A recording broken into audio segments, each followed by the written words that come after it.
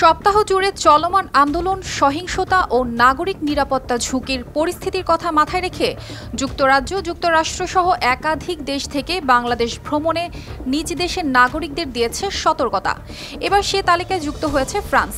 কোটা সংস্কার আন্দোলনকে ঘিরে উদ্ভূত পরিস্থিতি নিয়ে বার্তা দিয়েছে দেশটির দূতাবাস।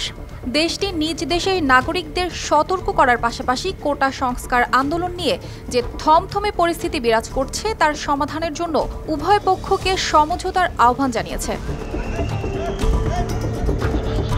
২৮ জুলাই রোববার সামাজিক যোগাযোগ মাধ্যম এক্স-এর এক বার্তায় নিজ দেশের নাগরিকদের উদ্দেশ্যে এ সতর্ক বার্তা জানায় ঢাকার ফরাসি দূতাবাস।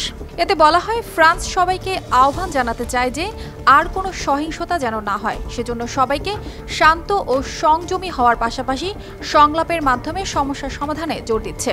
ফরাসি সম্প্রদায়ের যারা বাংলাদেশ ভ্রমণ করতে ইচ্ছুক ও বাংলাদেশে ফ্রান্সের যেসব নাগরিক থাকেন তাদের সতর্কতার জন্য ইতোমধ্যে পরামর্শ দেওয়া হয়েছে। দীর্ঘদিন ধরে চলে আসা কোটা সংস্কার আন্দোলন সম্প্রতি সহিংস রূপ নেয়। আন্দোলনকে ঘিরে এখন পর্যন্ত সারা দেশে বেসরকারি হিসেবে প্রায় ২০০ জনেরও বেশি মৃত্যুর খবর জানা গেছে। আহত হয়েছে সহস্রাধিক। পরিস্থিতি নিয়ন্ত্রণে জারি করা হয়েছে কারফিউ। অর্পিতা জাহান, RTV।